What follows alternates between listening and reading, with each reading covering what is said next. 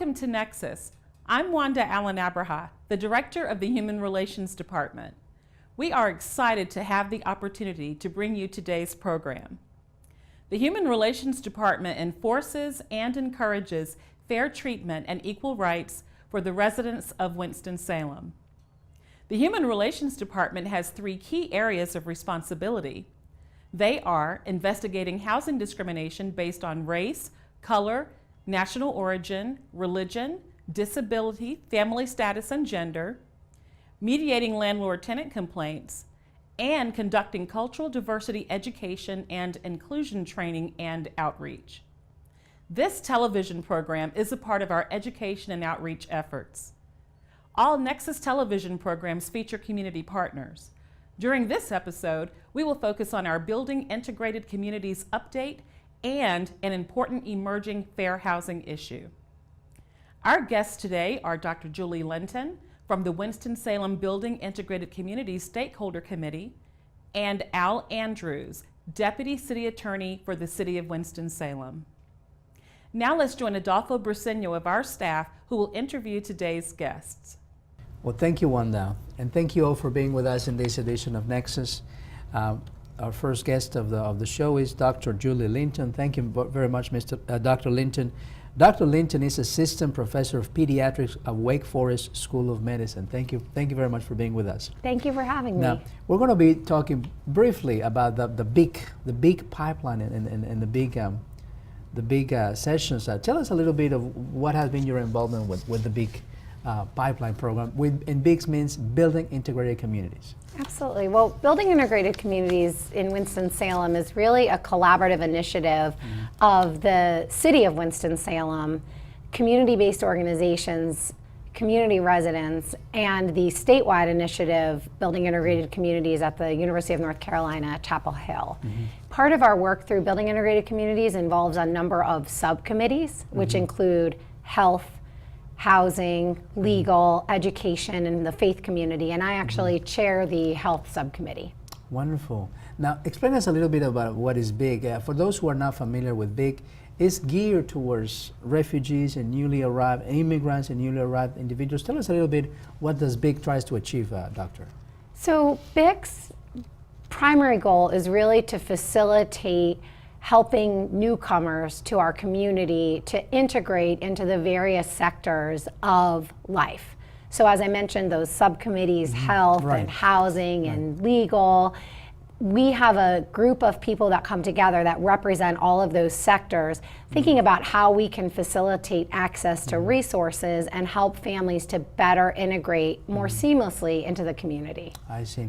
Now, your expertise is in pediatrics, Doctor. Tell us a little bit how do you use that when it comes to this big initiative? Well, I firmly believe as a pediatrician and as a mother that we need every child to reach his or her full potential in order to reach ours as a community. Right. And did you know that actually 1 in 5 children in North Carolina live in an immigrant family? Meaning that child, or at least one parent, was born outside the United States. Wow. In fact, did you know that 9 out of 10 of those children are US citizens? Okay. So as a pediatrician, I firmly believe that my primary responsibility is not just to work within the walls of the health system, but to work outside of the traditional walls of the medical center to really think about building what's called a culture of health. I see. And in your experience, is that culture of health, what ideas do immigrants have about this culture of health in your experience? Well, I think building a culture of health is really a term coined by the Robert Wood Johnson Foundation to describe an effort to create collaboration across different sectors to really think about health much more broadly than traditionally. So really think about health as including the business community and education and law and community development and transportation. And so when I think about what we do at BIC, our stakeholder advisory committee comprised of all of those sectors comes together and we think about how to work across those sectors to help newcomers to integrate into the community. I see. What are the basics that you tend to transmit to new immigrants and newly arrivals about the health system? Yeah, so I think through our orientation, we have an orientation that's actually quarterly. It's now the third Yes. Wednesday of every quarter. The Yes. next one is in July. Yes. And we come together, and each of our subcommittees has a presentation about how families can utilize resources and utilize services in our community to better support their health.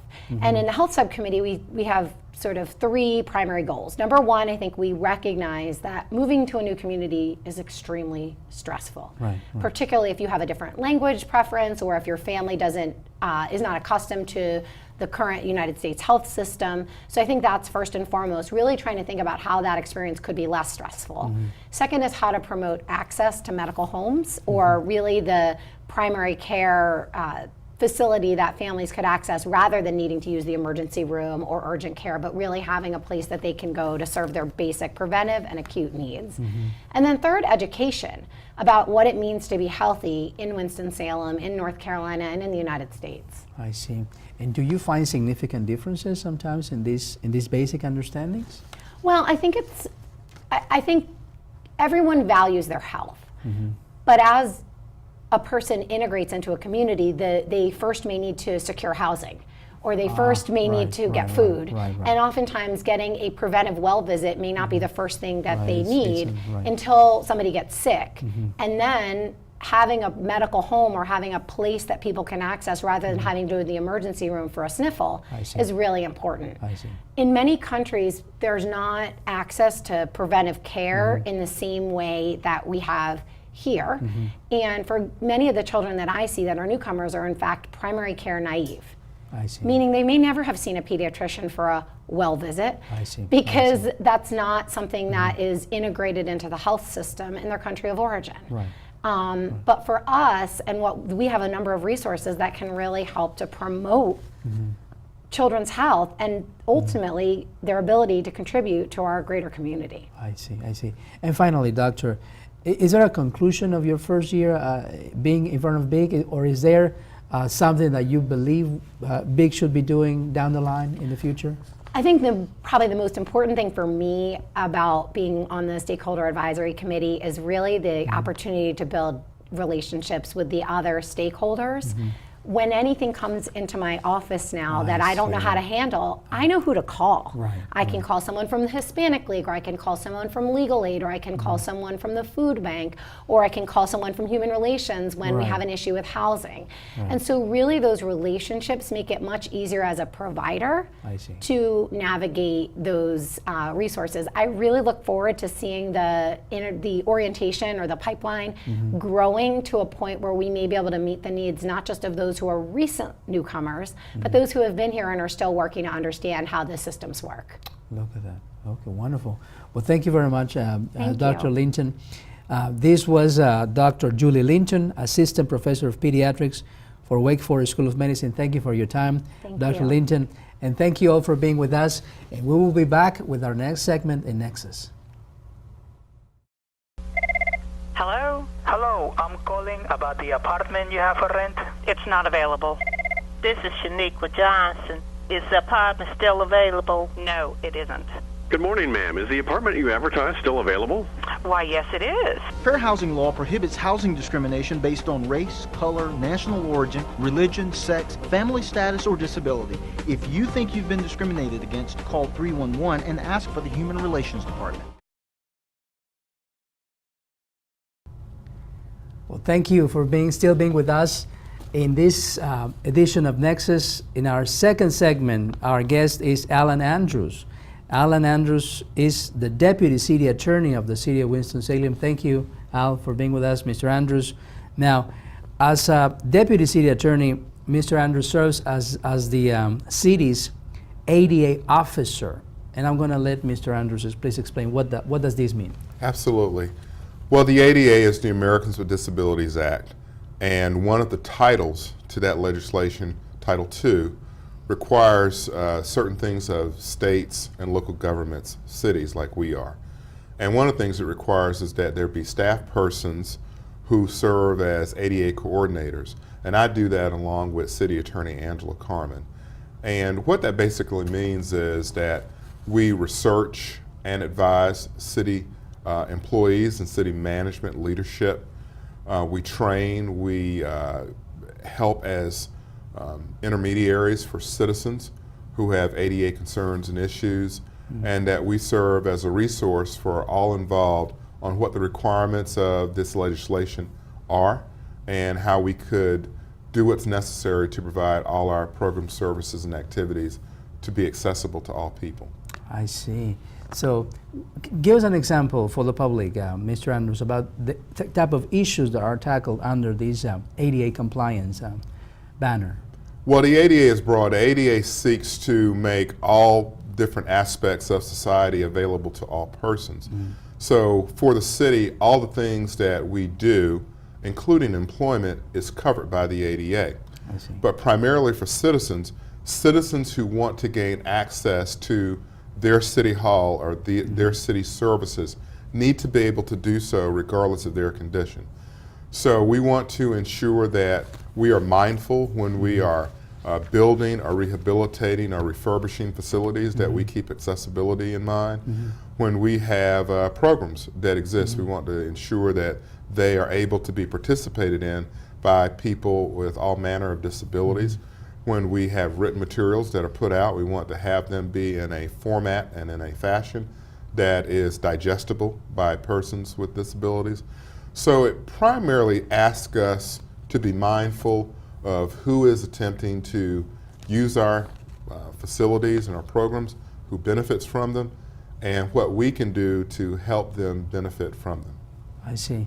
Now, I understand, Mr. Andrews, that there is an upcoming hearing. It's going to be the 28th of June, correct? And it's going to be at the Human Relations hearing. Please tell us a little bit more about that.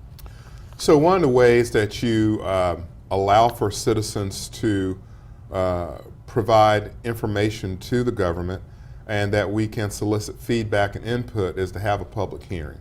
And so as a part of our compliance with the Americans with Disabilities Act, we're going to have a public hearing as a part of what we call our self-evaluation and transition plan, which is where we have been engaging in a process of evaluating our programs, activities, services, etc., to see that they are accessible and amenable to persons with disabilities. And this will be a further augment of that. It will be a means by which citizens can provide input, advocacy groups can certainly come in and explain what needs have been provided, what needs might still remain, or what considerations we might need to undertake. I see. And to finalize this conversation now, is there anything in the future that you visualize, that you envision that the city will be undertaking under this ADA that haven't done so? So I believe that the city's been pretty comprehensive in the things that we have done thus far, but they all require continual reevaluation. So there was, for instance, a time when recreational facilities, this is after the 2010 Plan and Design Standards, recreational facilities needed to be accessible to all persons. And one of the challenged areas, or challenging areas, was swimming pools. And if people can think back, there was a time where if you saw a swimming pool in a public place, there were mobility assistance tools, chairs and whatnot, that were applied. Well, the city had to do that as well. And we undertook an ambitious project to upgrade our facilities. You had already seen curb cuts, for instance, be made in curbs along city streets. Doors have either automatic entrances, there are ramps that were in place. So that requires us to continually upfit and to make things available. I see us going forward trying to be even more accessible to folks with certain disabilities and trying to partner with resource organizations and people who can provide assistance to us in rendering those services. And I think doing a more corporate effort to do that is what we're going to be involved in. I see. Well, thank you very much, Mr. Andrews, for your information. So you heard it, folks, is that this public hearing is going to be held the 28th of June. This is a Thursday in the normal Human Relations Commission session that takes place every month as well. Is there something you would like to add, Mr. Andrews? I think that encourage everyone to go to our website. At our website, if you type in ADA or the ADA or accessibility, you'll come to a page that shows our mission statement, but also has a survey that people can take which explains or which seeks to get input on their experiences or in their needs regarding disability assistance or accessibility. And I encourage everyone to go to the city's webpage, look at that form and fill it out and solicit or submit rather that feedback. Wonderful. Well, thank you very much. This was Mr. Alan Andrews. He is the Deputy City Attorney who also is our ADA officer. Thank you very much, Mr. Andrews, for your time. And thank you all for being with us. And we'll go now with Jamie and the Nexus Challenge. Thanks, Adolfo. I'm Jamie Waldeck, and this is the Nexus Challenge, where we test your knowledge about fair housing laws. Here's our first question. Which of the following is not a protected class under the Fair Housing Law? Is it A, race, B, family status, C, credit standing, or D, religion? The answer is C. Individuals cannot be denied housing on the basis of race, family status, or religion. However, they can be denied if they do not meet a housing provider or lender's credit requirements. There are 7 characteristics in total for which a housing provider cannot deny an individual. We have already discussed race, family status, and religion. The other 4 characteristics are color, gender, national origin, and disability. Here's our next question. A couple is selling their home and using a real estate agent. If they refuse an offer because of the buyer's national origin, who may file a federal lawsuit against the seller? Is it A, the prospective buyer, B, the real estate agent, C, the federal government, or D, all of the above? The answer is D, all of the above. National origin is protected under the Fair Housing Act. Therefore, any discrimination during the selling and buying process is prohibited. Anyone who has knowledge of this is able to file a lawsuit. And here's our last question. In an advertisement for a small 2-bedroom house in a neighborhood where many families live, which of the following wording is clearly improper under the Fair Housing Act? Is it A, small cozy home in quiet neighborhood, B, 2-bedroom home near playground and senior center, C, family friendly, or D, no children? The answer is D, no children. This would violate the Fair Housing Act as discrimination against families.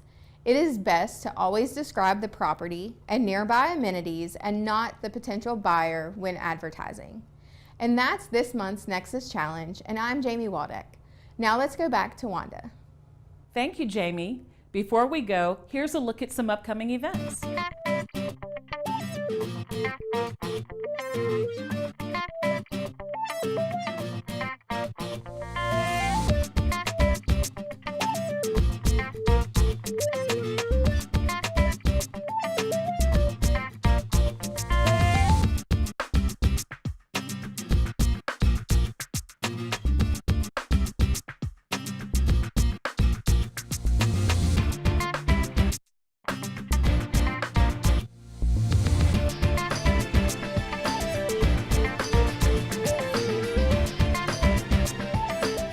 We hope you enjoyed the program.